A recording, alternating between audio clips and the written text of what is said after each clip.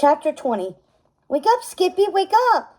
Skippy rolled over in bed, groaning as his younger sister Tagalong, so nicknamed by her annoying habit of always tagging along on his and their other siblings' adventures, tugged on his ear. What time is it? He grunted. Is it even morning yet? He pulled the covers over his head, not much caring if it was. It was his birthday, which usually would have made him jump out of bed at the crack of dawn.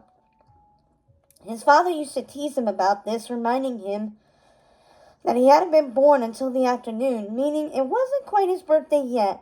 Perhaps he should make Skippy wait to open his presents and eat his cake. But this year his father was gone, and there was no money for presents or cake, thanks to the mean old sheriff and his endless taxes, which gave Skippy little reason to get out of bed. In fact, if possible, he wanted to forget it was his birthday altogether. But Tagalong would not be deterred. She hopped onto his bed, grabbed his blanket, and tearing it away. It's birthday time, she scolded, and you'll never guess what the birthday bunny brought for you. Skippy sighed, rubbing his eyes. He reluctantly sat up in bed. Gee whiz, Tagalong, we've gone through this 100 times, he moaned.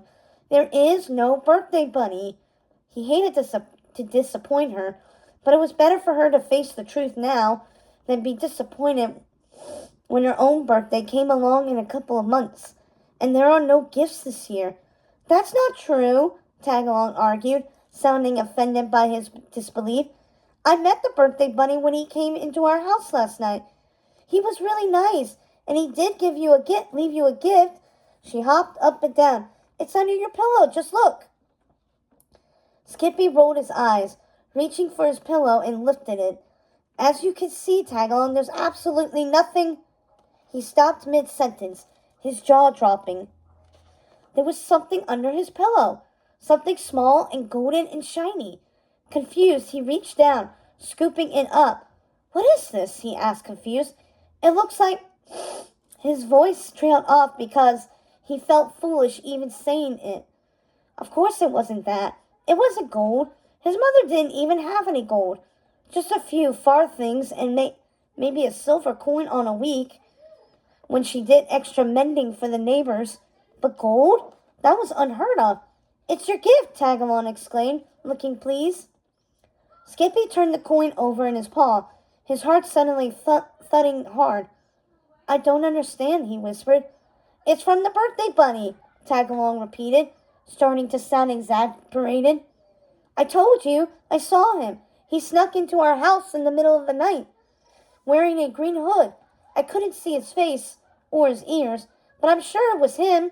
Who else would give you a birthday gift? Who else indeed?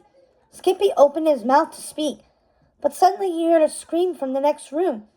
It sounded like their mother.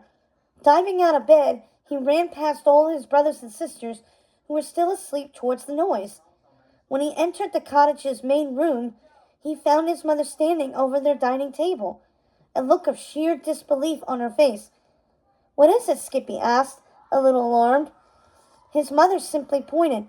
Skippy followed her paw, his gaze dropping to the 3 shiny gold objects sitting on the table. Shiny gold objects identical to the one he'd found under his pillow. Gold? Could it really be gold? It's from the birthday bunny, exclaimed Tagalong happily. He left presents for all of us. We're rich. We're very, very rich.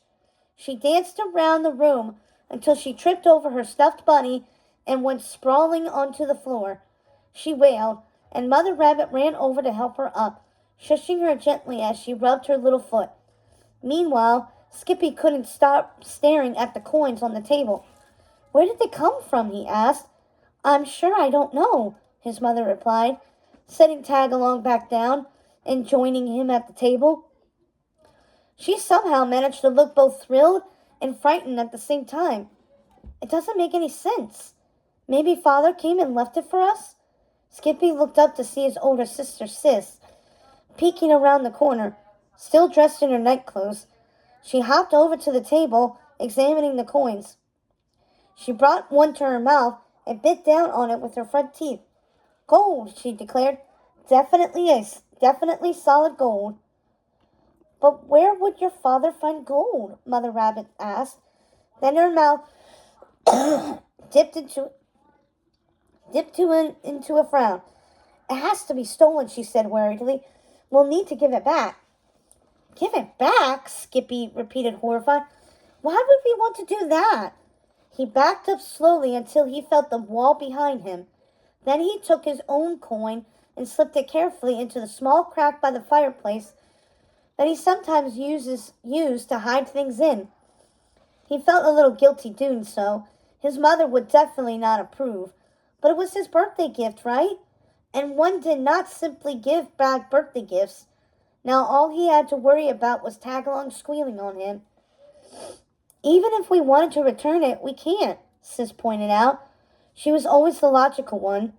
We don't know where it came from, and besides, we need it, right? We can use it to buy food and pay our rent. She looked at their mother pleadingly, right? Mother Rabbit pressed her lips together. It is true that we can't return it unless we find out where it came from, but I also don't know if it's right to just spend it. She took a step towards the front door. I'm going to go and talk to the others in the village, see if anyone else got a gift like this. She wagged her paw at her kids. The three of you stay here. Do not touch the gold until I get back. And with that warning fresh on her tongue, she opened the cottage door and hopped outside. It swung shut behind her, leaving the three young bunnies alone with the gold. They looked at one another, then at the coins. Sis reached a paw out to touch them, but Tagalong leapt in front of her, blocking her path. You heard, Mama, she scolded. Don't touch the gold. Sis shot Skippy an exasperated look. There was no bigger rule follower than their baby sister. She didn't mean that literally, Sis told the baby bunny. I can touch it. I just can't go and buy anything with it. She gave a happy sigh. How many carrots do you think we could get with this? Like an entire bunch, right? More like an entire wagon load, Skippy said, thinking about his own gold hidden in the wall, with another wagon of clover. Clover, Tagalong said, clutching her paws to her heart. Yum. Just then there was a knock on the door. The bunnies exchanged worried glances, and Skippy knew that what Sis was thinking. Should they hide the gold? But before they could make a move, a familiar voice piped in from the other side of the door. Open up! It's me, Toby! Skippy let out a breath of relief. He hopped to the door and pulled it open, waving his best friend inside before closing it quickly behind him. Toby was moving fast, rather unusual for a turtle, and he wore a look of excitement on his bespectacled face. Did you hear? He asked, pushing his glasses back up over his eyes. The whole town has been gifted with gold. Wait, Skippy interjected. The entire town? Are you serious? Toby nodded. I mean, not everyone's awake yet, but everyone who is found exactly 3 gold pieces sitting on their tables. He pointed to the gold on the bunny's table. Isn't it amazing? Have you ever seen so much gold in your entire life? Why, there must be 30 families in this village. That's 90 pieces of gold. 91, Skippy thought, but didn't say. This was getting wilder and wilder by the moment. How is this possible? Sis asked, shaking her head. The birthday bunny works in mysterious ways, declared Tagalong solemnly. But it's not everyone's birthday, Skippy reminded her. It's only mine. So why would everyone be getting presents for my birthday? Tagalong didn't have an answer for this, but Toby did. It wasn't the birthday bunny, he said. In fact, it wasn't a bunny at all. It was a fox. A birthday fox? That's not a thing, Tagalong complained. Skippy and Sis ignored her, looking at Toby questioningly. How do you know? Asked Sis. Did you see him? Toby gave a smug smile. He enjoyed having news that no one else did. Yes, he said. He came late at night. I had been outside going to the privy and was on my way back to bed when I saw someone sneaking into our house. At first, I was worried. I didn't have my glasses on, so I couldn't really see who it was. I was this close to sounding an alarm, but then he turned and I saw his face. Skippy swallowed hard. So who was it? He asked impatiently. Toby tended to draw out a story far too long for his liking. Toby grinned wildly. It was Robin. Robin Hood. Robin Hood? Sis cried. You mean the fox who rescued our fathers and took them to live in Sherwood Forest? She swooned, batting her eyelashes. He's so handsome. Skippy gave her an irritated look before turning back to Toby. Are you sure about that? You said you didn't have glasses on. Maybe it was just someone who looked like him. No way, Toby shook his head stubbornly. I recognized his hat. It was hidden under his hood, but I could still see it. Remember when he first came home from the war and let us try it on? And no one had a green cloak like his, with the official crest of his family's estate embroidered on it. The turtle crossed his arms in front of his shell. It was Robin. I'd bet my life on it. All right, Skippy said. We get it. It was Robin. But why? Why would he bring us gold? And where did he get it from? Do you think our fathers had something to do with it? Asked Sis. Probably, Toby said. I'm sure they've been worried about us. They probably heard all about how the sheriff's been taxing everyone to death and how hungry we've been. I'm sure they wanted to help us out. Robin's so nice, Sis said with a dreamy sigh. Of course he'd want to help. Skippy rolled his eyes. That doesn't explain where he got the money, he said. Don't you get it? Robin's rich, or he used to be anyway.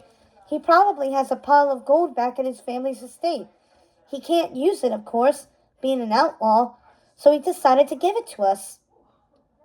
Skippy nodded slowly. That made a lot of sense.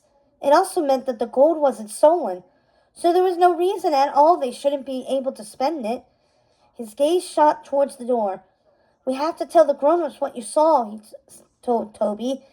Everyone in town. Otherwise they might try to give the gold back to the sheriff or something. And all of Robin's hard work will have been for nothing. Toby's eyes widened. You're right, he said. He headed to the door. Come on, let's go tell everyone about Robin Hood.